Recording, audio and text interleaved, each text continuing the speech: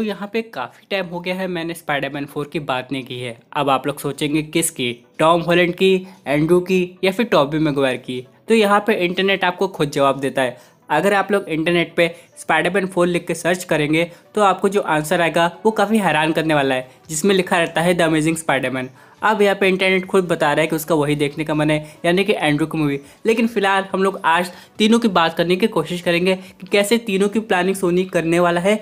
लेकिन यहाँ पे पता नहीं क्यों मुझे टॉबी मैगवायर की कोई कन्फर्मेशन अभी तक इतनी मिली नहीं है। हालांकि यहाँ पे सैम रेमी का काफ़ी मन है स्पाइडरमैन 4 को डायरेक्ट करने का, लेकिन क्या ये ऑफिशियली अनाउंस होगा कि नहीं ये तो आने वाला वक्त बताएगा। लेकिन फिलहाल मेरे पास इससे रिलेटेड काफ़ी अपडेट आई है, चलिए इनको समझने की कोशिश करते हैं। तो दोस्तों कंप्लीट वीडियो को स्टार्ट करने से पहले आप लोग कर दीजिए वीडियो को लाइक और कमेंट करके बताइए कि अगर आपको ऑप्शन मिले सिर्फ एक एक्टर की स्पाइडरमैन 4 देखने का तो कौन होगा, क्या वो टॉम होगा, टॉबी या फिर एंड्रू। साथ ही साथ जो लोग मेरे चैनल पर नया है, मेरे चैनल को सब्सक्राइब करके हमारी कॉमिक बुक टॉक्स फैमिली का हिस्सा बन जाइए। तो दोस्तों हम लोग शुरुआत करते हैं बिल्कुल लाइव डेट से।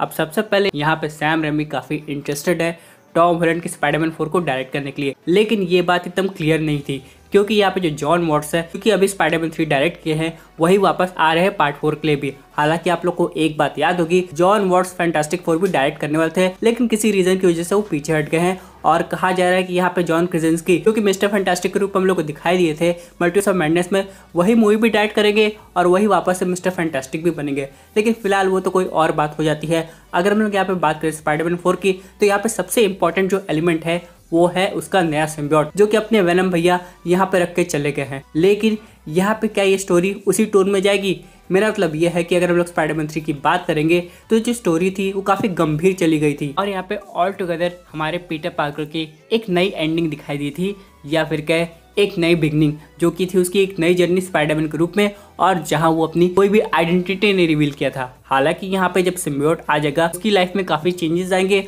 और प्रॉब्लम भी आ सकती हैं। हालांकि अगर कहानी को कॉमिक बुक के अकॉर्डिंग फॉलो किया जाए तो यहाँ पे फैन स्टोरी जानती है, क्योंकि आप लोग ने स्पाइडरमैन 3 भी देखी होगी कि कैसे सिम्बियोट आता है, उसके बाद वो जो स्पाइडरमैन है वो उसे अलग कर देता है और वो जाके किसी और होस्ट से लिपट के अपने स्पाइडरमैन से बदला लेता है। और कॉमिक बुक में भी दोस्तों ऐसा हुआ है। स्टार्टिंग में तो पीटर को काफी अच्छा लगता है कि हाँ ये सिम्बियोट तो काफी बेहतर है, इसकी ताकत को बढ़ा रहा है और पहनने में काफी अमेजिंग भी लग रहा है। लेकिन दोस्तों यहाँ पे पीटर का एंगर काफी बढ़ने लगता है, क्योंकि दोस्तों मेरे हिसाब से जो पीटर पार्कर है वो उस सिम्बियोट के लिए बिल्कुल भी परफेक्ट होस्ट नहीं है। और अगर आप लोग कॉमिक बुक पढ़ेंगे तो यहाँ पे 2 होस्ट है जो सिम्बियोट के लिए काफी सही हैं। सबसे पहले तो एडी ब्रॉक, और अगर वो ना मिले तो फ्लैश थॉम्सन, जो कि बन जाता है एजेंट वेनम। हालांकि सिम्बियोट को अपनी पहली पावर है वो स्पाइडरमैन के बॉन्ड होने के बाद ही मिली है, लेकिन दोस्तों यहाँ पे मार्वल सिनेमैटिक यूनिवर्स में कहानी काफ़ी अलग की जा सकती है। और यहाँ पे कोई हैरानी की बात नहीं होगी कि वो सिम्बियोट पीटर पार्कर से बात कर सकता है, क्योंकि ये भाई वेनम का सिम्बियोट है और यहाँ पे उसका भी कुछ अपना दिमाग होगा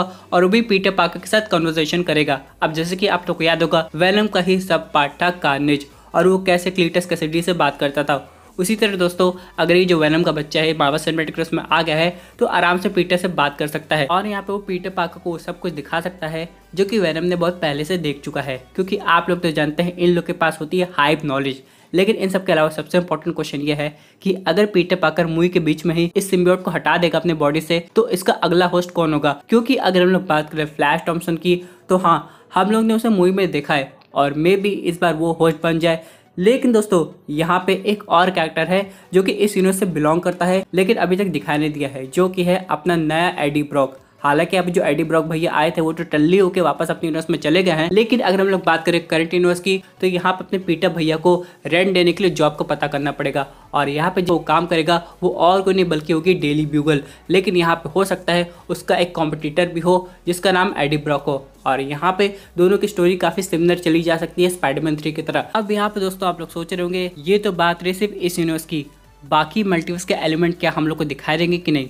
क्योंकि अगर स्पाइडरमैन 3 में इतना मल्टीवर्स का कॉन्सेप्ट यूज हो सकता है और मल्टीवर्स ऑफ मैडनेस देखने के बाद हम लोग समझ गए हैं कि इनकर्जन शुरू हो गया है, मे भी कुछ और कैरेक्टर्स आएंगे जो कि स्पाइडरमैन 4 में विलन हो सकते हैं। हालांकि यहाँ पे मेन विलन वेनम को दिखाया जा सकता है, लेकिन हो सकता है ऐसा पॉसिबल ना हो, क्योंकि यहाँ पे नेट भी है जिसका कहना है कि आगे जाके वो मेन विलन यानी कि हॉबगॉब्लिन बन सकता है, और यहाँ पे हैरी ऑसबॉर्न की वापसी हो सकती है। वैसे वो कहाँ था मार्वल सिनेमैटिक यूनिवर्स में, क्योंकि यहाँ पे अगर हम लोग बात करें नॉर्मन ऑसबॉर्न की तो उन्होंने कहा कि उनका कोई भी वर्जन नहीं है उस यूनिवर्स में, तो मे भी यहाँ पे वो उस शहर की बात कर रहे होंगे। लेकिन अगर पीटर पार्कर अपनी पढ़ाई करने बाहर चला जाता है तो हो सकता है वहाँ पे भी उनको नॉर्मन ऑसबॉर्न मिल जाए। लेकिन आप लोग को पता है, अगर यहाँ पे कुछ ऑल्टरनेट वर्जन की एक एवेंजर मूवी बनती है जिसे हम लोग शायद डार्क एवेंजर्स भी कह सकते हैं, तो यहाँ पे जो नॉर्मन ऑसबॉर्न है वो एक तरीके से आयरन पेट्रियट का मेंटल ले लिए थे और अभी तो आर्मर वॉर्स भी आने वाली है, तो आप लोग देखिएगा कि क्या क्या होता है। वैसे अगर हम लोग बात करें मल्टीवर्स के कॉन्सेप्ट की, तो मे भी हो सकता है यहाँ पे एक स्पाइडरमैन और है जो कि है माइल्स मोरालेस का। हालांकि हम लोग ने उसे अब स्पाइडरमैन टू स्पाइडरवर्स में देखा है और यहाँ पे स्पाइडरमैन अक्रॉस स्पाइडरवर्स भी आने वाली है। तो यहाँ पे ऑडियंस का क्वेश्चन रहेगा, क्या ये सिमिलरली वही वर्जन होगा या ऑल टुगेदर एक सेपरेट यूनिवर्स से आएगा? क्योंकि अगर हम लोग बात करें सोनी पिक्चर्स की, तो यहाँ पे वो काफी कैरेक्टर्स पे काम भी कर रहा है जो कि विदाउट स्पाइडरमैन है। जैसे कि अभी आप लोग देखेंगे एक मैडम वेब की मूवी पे डेवलपमेंट चल रहा है, उसके बाद क्रेवन द हंटर भी आ रही है। पर यहाँ पे सबसे इम्पोर्टेंट सवाल ये आता है कि क्या फैंस तैयार है ये सब ऑल्टरनेट कैरेक्टर को देखने के लिए बिना स्पाइडरमैन के? जी हाँ दोस्तों, अगर हम लोग बात करें वेनम पार्ट 1 की और 2 की भी, तो वो हिट इसीलिए हुई थी क्योंकि यहाँ पे वेनम को ऑडियंस सबसे ज्यादा रिलेट कर पाती है स्पाइडरमैन से, और यहाँ पे कहीं ना कहीं उनको लग रहा था कि आगे जाके पार्ट 2 में स्पाइडरमैन का भी इन्वॉल्वमेंट होगा। हालांकि मेन मूवी में हम लोग को वो नहीं दिखा दिया, लेकिन हाँ पोस्ट क्रेडिट सीन में तो आया। लेकिन अगर हम लोग बात करें क्रेवन द हंटर की, तो यहाँ पे क्या क्रेवन द हंटर की हाइप उतनी बढ़ पाएगी? क्योंकि अगर हम लोग बात करें मॉर्बियस की, तो ये मूवी शायद ऑडियंस को पसंद नहीं आई थी। हालांकि यहाँ पे वर्जिन तो ठीक ठाक बताया गया और यहाँ पे मॉर्बियस को वल्चर के साथ मिलवा दिया गया जो कि सीधे आया था मार्वल सिनेमैटिक यूनिवर्स से, और दोनों मिलकर स्पाइडरमैन का पता लगा रहे। लेकिन यहाँ पे सोनी ने ये तक रिवील ले किया कि उनके यूनिवर्स का स्पाइडरमैन कौन है, क्योंकि यहाँ पे बात चली थी या तो वो एंड्रू को रख ले या ऑल टुगेदर एक नए स्पाइडरमैन की कास्टिंग कर ले। घूम फिर के हम लोग को एक चौथा स्पाइडरमैन भी देखने को मिल सकता है। लेकिन क्या ये ऑडियंस मांग रही है? क्योंकि अगर हम लोग ऑडियंस के व्यू पॉइंट की बात करें, तो ऑडियंस ये चाहती थी कि सोनी पिक्चर्स अपनी यूनिवर्स में जितने भी विलन्स ला रहा है, चाहे वो वेनम हो, मॉर्बियस हो या फिर क्रेवन द हंटर हो, उनके यूनिवर्स में वो एंड्रू के स्पाइडरमैन को देखना चाहती थी। लेकिन दोस्तों यहाँ पे मुझे लग रहा है कि सोनी पिक्चर्स ने कोई और तरीके की प्लानिंग की होगी। लेकिन अगर हम लोग बात करें द अमेजिंग स्पाइडरमैन 3 और सैम रेमी की स्पाइडरमैन 4 की, तो हाँ उन पे भी वर्क चल सकता है। लेकिन करेंटली आप लोग जानते हैं सोनी की प्रायोरिटी क्या है?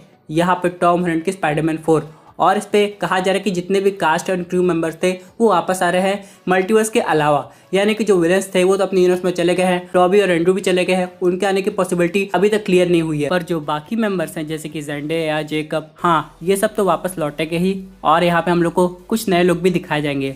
लेकिन यहाँ पे सबसे इंटरेस्टिंग होगा मार्वल सिनेमैटिक यूनिवर्स का जो सिम्बियोट है वो हम लोग को कैसा देखने को मिलता है, और इसके जो क्वालिटीज़ होती है कैसी होती है, क्या वो अच्छा होता है या फिर ख़राब होता है। और अगर यहाँ पे मल्टीवर्स का कॉन्सेप्ट आ रहा है, तो क्या हम लोग को दूसरे वर्जन का वेनम जो कि उसका पापा है वो देखने को मिलेगा कि नहीं? तो दोस्तों ये थी एक अमेजिंग अपडेट जो कि रिलेटेड है टॉम हॉलैंड के स्पाइडरमैन 4 से। आई होप आपको ये वीडियो पसंद आई होगी। वैसे आपकी क्या व्यूज उस पर्टिकुलर टॉपिक पे अपनी व्यूज जरूर कमेंट कीजिए। और दोस्तों अगर आप ऐसे सुपर हीरो कंटेंट एंजॉय करना चाहते हैं तो हमारे चैनल को सब्सक्राइब करके हमारे सुपर हीरो फैमिली का हिस्सा बन जाएगा।